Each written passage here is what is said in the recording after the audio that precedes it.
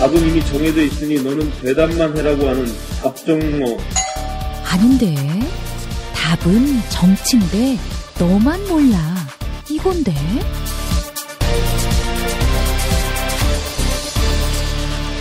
국민보좌관 김성회의 답정너.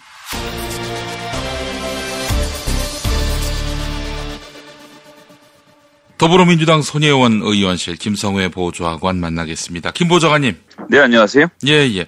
자, 국회 예산안이 처리됐습니다. 더불어민주당이 자유한국당하고 손잡고 더불어 한국당이 됐다. 이런 비난 참 많이 들으셨죠? 예, 자유한국당하고의 예산 합의에 대해서 여러 가지 비판들이 있었던 것을 저희가 또 많이 듣고, 이제 반성할 부분들은 반성을 하고 또 저희가 해명 드려야 될 부분들은 좀 해명 드리고 그래야 되지 않을까 싶은 생각을 하고 있습니다. 예, 그래요. 한번 해명해 보세요.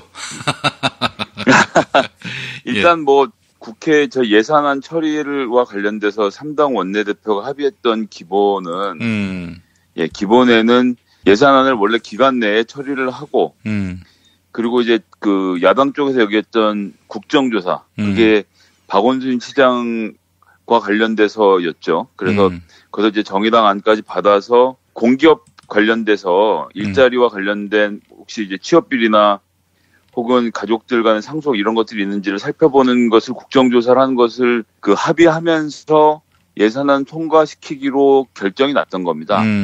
그래서 이제 그 부분을 가지고 협상을 하고 진행을 해야 되는데 이게 어느 경기나 그렇지만 룰이란 게 있는 거거든요. 그랬는데 이제 거기에 선거제도가 끼어든 거죠. 선거제도는 정개특위에서 별도로 논의하던 사항이었습니다.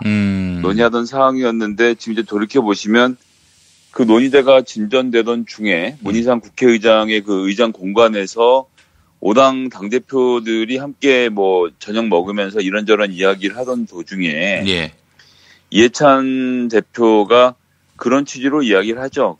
지금 이제 연동형 비례대표제를 하면 민주당이 얻고 있는 의석수가 지역구에서 얻는 의석수가 같기 때문에 그렇게 되면 무슨 문제가 생기냐면 이런 시뮬레이션을 돌려보면 대략적으로 민주당은 단 한 석의 비례대표도 받을 수 없는 상태가 되는 거거든요. 연동형 비례대표제를 전제로 하면. 그런데 이제 그렇게 되면 여성이라든지 장애인 또 외교 등 그 전문 분야에서 비례대표들의 비례성을 확보할 수 있는 방법이 없어지는 문제가 생긴다라는 우려를 이야기했었고 그 이야기가 이제 당대표들 사이에서 논의된 거긴 하지만 어쨌거나 취재 과정을 통해서 제가 기억하기로 한겨레 신문에서 기사화가 되면서 이 선거제도 개편과 관련된 논쟁이 이제 본격적으로 불이 붙었던 상황이 됐습니다. 그러면서 바른미래당과 민주평화당이 지금 현재로서는 민주평화당하고 정의당은 의석수가 좀 모자라서 현재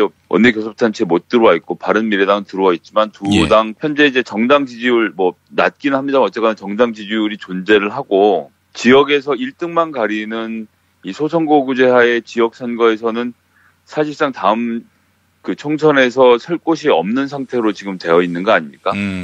그렇게 해서 이제 연동형 비례대표제를 좀 강하게 주장을 했고 그리고 그 지역에서의 활동은 이렇게 딱 두드러지지 않지만 어쨌거나 아젠다를 잡고 진보 아젠다를 통해서 국민들로부터 많은 지지를 받고 있는 그 정당 지지도는 매우 높은 정의당의 경우는 연동형 비례대표제가 사활을 건 문제였기 때문에 그렇게 해서 세 당의 의견이 맞아서 이제 그러면 이것을 같이 논의를 하자라는 이야기가 그 다음에 나온 거죠. 그래서 예산안에 그 선거제도가 같이 연관이 되기 시작한 것. 이것은 애시당초 협상 내용이 없었던 겁니다.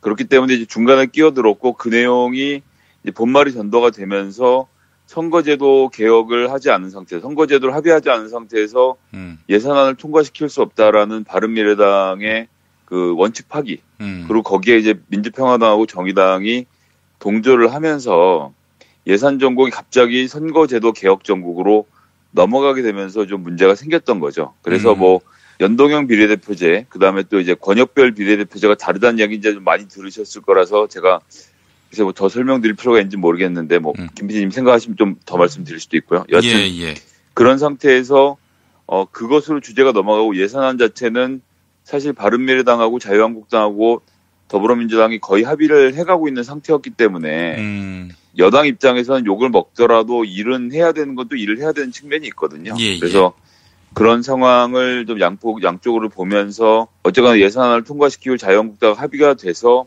예산안이 통과된 상황으로 봐주셔야 할 것 같고요. 그렇기 때문에 선거제도를 꼭 포함해서 예산안을 통과시켰어야 하느냐라는 질문에 조금 전에 말씀드린 대로 원내 교섭단체 간의 합의에 따라서 예산안은 원래 말씀드렸던 대로 공기업의 인사청탁, 비리 이 문제를 국정조사하는 것과 함께 패키지로 묶어서 통과시키기로 한 만큼 진행을 하는 것이 맞았고 그 과정에서 바른미래당이 본인들 힘으로 불거뜨릴 수 없었던 선거제도 개혁 문제가 이해찬 의원의 그 5당 당대표들 간의 발언 내용이 기사화되면서 이것이 이슈가 되니까 뒤늦게 문제 제기를 했던 상황으로 보기 때문에 민주당 입장에서는 원래 합의대로 갈 수밖에 없었던 상황이 또 있었다는 점을 좀 같이 이해해 주셨으면 좋겠습니다. 연동형 비례대표제와 관련해서 이렇게 고민이 많을 필요가 있는가?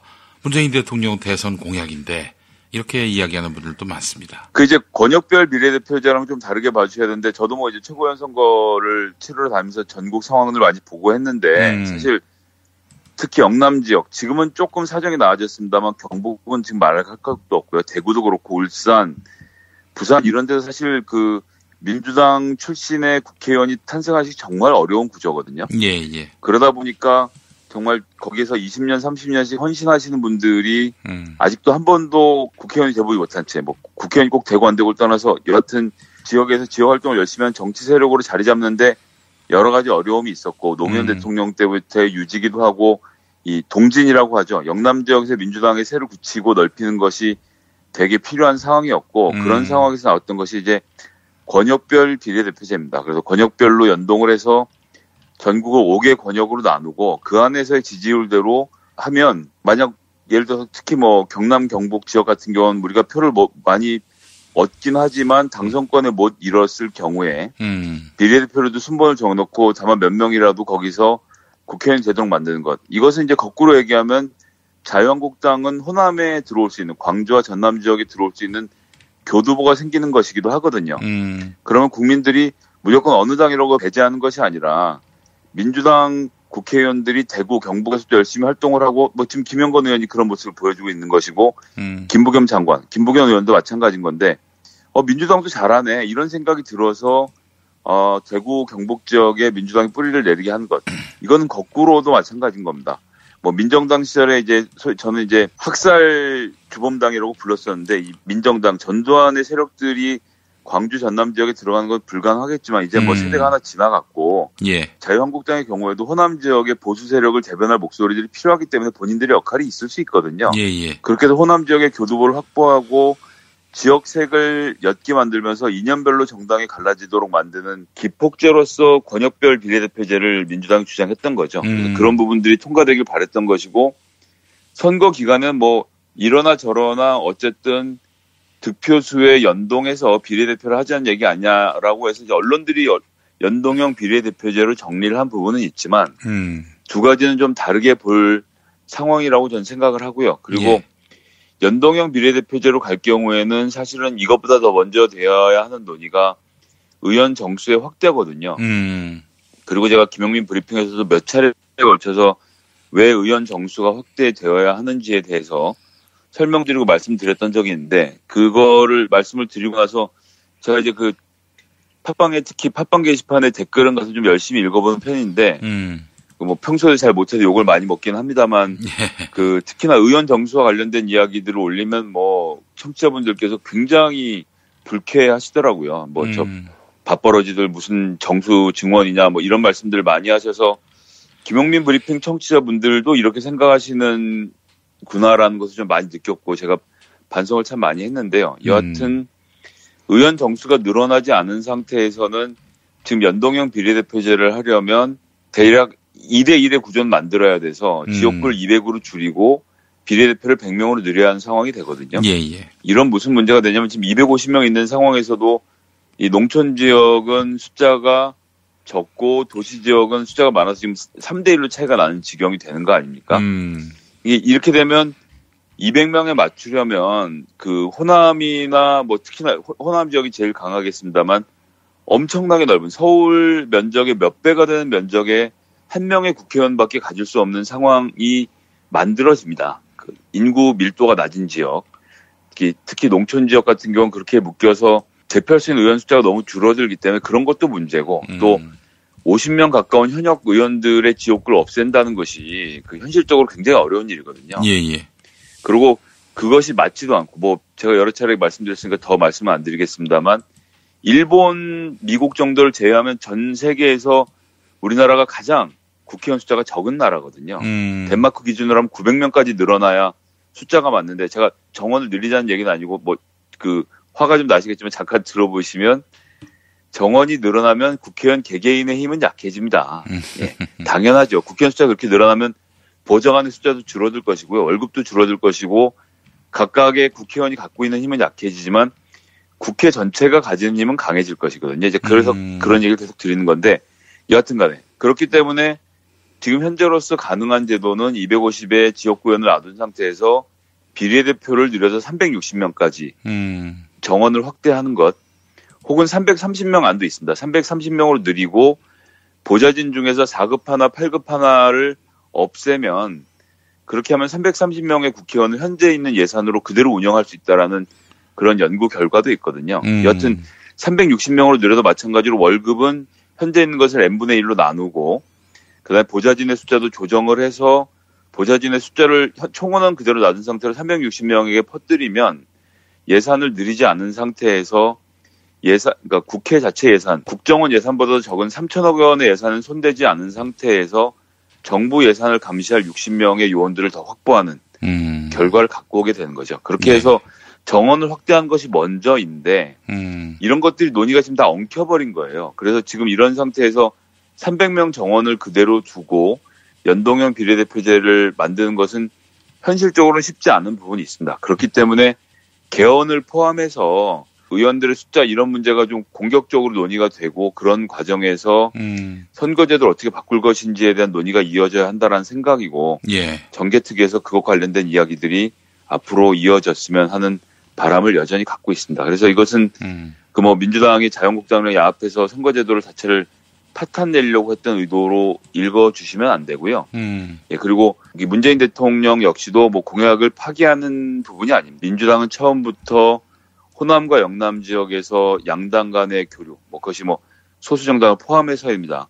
그런 물적 인적 교류가 일어나고 이념별로 그 경제를 바라보는 관점별로 그 호남의 보수적인 분들이 자유한국당 지지하고 영남의 개혁적인 분들이 민주당을 지지하는 구조로 가는 게 어떻게 보면 되게 당연하고 맞는 얘기 아니겠습니까? 그런 구조로 가는 의미에서의 권역별 비례대표제를 말씀드렸다는 점을 좀 같이 이해해 주셨으면 합니다. 예, 알겠습니다. 자, 지금 손학규 바른미래당 대표, 이정미 정의당 대표가 단식 농성 중인데 어떻게 보셨어요? 이 부분은. 예, 그렇기 때문에 조금 전에 말씀드렸는데 이제 불거져서 국민적 관심사를 끌고 있고 특히나 민주평화당, 바른미래당, 정의당의 연합 전선이 구축되었다는 것은 민주당 입장에서는 전 뭐 예산은 나름대로 잘 방어하고 지킬 부분들 지켰다고 생각합니다. 뭐 6조 감액 이러니까 되게 큰일이 난 것 같지만 사실 작년 예산에 비해서 저희가 31조 증액을 하려고 하다가 25조를 증액을 한 거거든요. 그러니까 여전히 증액의 폭은 굉장히 크고 의미가 있다고 생각을 합니다.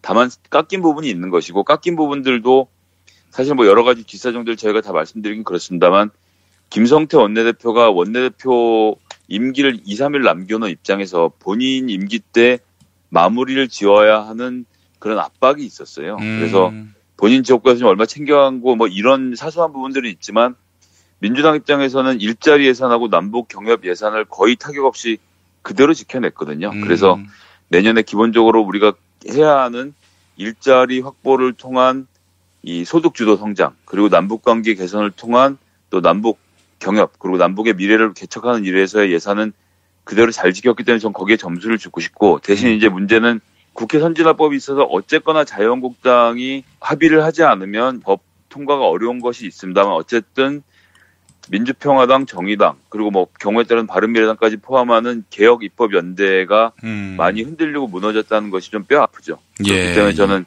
민주당이 약속했던 선거구제 개편이나 개혁 입법에 대해서 다시 한번 바른미래당, 민주평화당, 정의당의 양해와 용서를 구하고 함께 할 수 있는 부분들을 찾아가야 한다고 생각하고요. 예, 그런 부분에 있어서는 당이 운영의 묘를 살려야 하겠죠. 그렇지만 제가 조금 전에도 말씀드린 대로 선거 제도 개편은 정개특위의 논의 사항이고 예산에 결부시킬 사안이 아니었으면 처음부터 합의된 내용이었기 때문에 그 합의된 내용에 맞춰서 정치를 하려는 노력도 함께 해주셔야 한 것이 아닌가라는 하소연도 좀 같이 드리고 싶은 겁니다. 예, 알겠습니다. 자, 국회 상황은 이렇게 정리를 하고요. 유치원 3법, 이것도 국회 이야기인데 유치원 3법은 어떻게 처리 전망이 보이나요? 저는 지금 이제 모멘텀을 한 차례 잃었다라는 생각이 들고요. 자유한국당 그리고 특히 유치원연합회 강력하죠. 한유총 각 지역마다 조직을 갖고 있고 지금 후원금도 보도에 따르면 교육기관으로 봐야 되기 때문에 후원금을 주면 안 된다 논의들이 벌어지고 있긴 한데 여하튼 후원금을 지금 지역마다 보내고 있는 것이고 그 후원금도 중요하지만 사실은 선거가 1년 반 앞으로 다가왔다는 점이 이제 국회의원들로서는 운신의 폭을 넓게 하기 어려운 점이 있는 겁니다. 하지만 제가 예전에도 이거 관련돼서 말씀드렸습니다만 국민의 분노가 더 크기 때문에 민주당은 이것을 믿고 담대하게 앞으로 가야 한다라고 생각하는 것이고요. 그런 점에 있어서 홍영표 원내대표부터 시작해서 자유한국당을 압박을 하고 있는 것이긴 한데 문제는 이제 자유한국당이 말을 들을 것인가라는 점이 하나 있고 그래서 제가 조금 전에 말씀드린 대로 선거제도 개혁과 관련돼서 논의를 진전시키면서 다시 민주평화당, 정의당, 바른미래당과의 이 개혁입법연대를 복원을 하고 그런 과정에서 자유한국당을 고립시켜서 유치원 관련된 3법을 통과시키는 작업들과 정치가 꼭 필요하겠다라는 것이 먼저 드는 생각이고요. 그리고 이미 유은혜 장관이 앞장서서 지금 하고 있는데 교육부가 시행령을 통해서도 할 수 있는 여러 가지 제재 조치와 규제가 있거든요. 그래서 이제 폐원은 학교 중에 할 수 없도록 시행령을 고치는 부분부터 시작해서 돈 쓰는 거 관련돼서 제대로 결산하고 보고하지 않으면 예산상의 불이익을 주는 제도 등은 시행령으로 가능한 부분들이 있거든요. 그리고 유치원들이 어쨌거나 정부 보조를 받지 않으면 운영하기 어려운 것도 현실이 있기 때문에 저는 유치원 그룹 내에서도 정부의 입장을 따라서 사실 어려운 게 아니에요. 정부 보조금하고 학부모들로부터 받는 돈으로는 유치원을 운영하면 되고 본인 월급 받아가면 되거든요. 본인 월급 받아가서 그걸로 루이비통을 사든 샤넬을 사든 누가 신경을 씁니까? 월급을 가져가서 그걸로 하면 되는 건데 유치원 운영비에서 자꾸 무슨 성인용품점에 가고 이러니까 문제가 생기는 것이지 않겠습니까? 그렇기 때문에 유치원 원장들, 유치원 이사장들 중에는 정말 아이들을 키우는 것이 좋고 그것을 통해서 보람을 얻고 본인이 먹고 사는 것으로 행복한 사람들이 있거든요. 이런 분들을 우리 편으로 만들어야죠. 그래서 전 한유총 내에 분열을 만들어내는 것이 좀 우선적이다. 그래서 우선적으로 다른 그룹들, 정부의 방침들을 잘 수용하는 쪽에 인센티브를 줘서 확 땡기고 여기에 저항하는 사람들을 가르는 작업들을 우선적으로 해야 할 것이고 그러는 과정에서 저항하는 사람들에게 시행령을 통해서 정부가 할 수 있는 최대한의 제재를 가하는 것 그리고 조금 전에 말씀드린 대로 민주당은 개혁입법연대를 다시 복원해서 자유한국당에게 법안 통과를 강하게도 요구를 해야죠. 그리고 이제 나경원 의원으로 원내대표 교체가 됐는데 글쎄 말입니다. 나경원 의원 어떤 스탠스를 취하게 될지 좀 두고 봐야겠습니다만 나경원 의원 입장에서도 이 당으로서의 복귀 그리고 친박 전당으로부터의 이미지 쇄신을 굉장히 좀 갈망하고 있는 상황이거든요. 그렇기 때문에 나경원 의원이 정말 정치를 할 줄 안다면 유치원 3법에 대해서 전격적으로 동의하면서 새롭게 보수정당으로 거듭나는 것도 한번 기대해 볼 수 있겠다라는 생각하고요. 잘못된 기대라고 생각합니다. 나경원 같은 경우 이제 사학 부자 딸 아니에요. 이거 어떻게 사학의 입장을 대변하겠지. 자신의 살아온 삶을 부정하면서 사립유치원에게 양보를 요구할 수 없을 거라고 봅니다. 저는.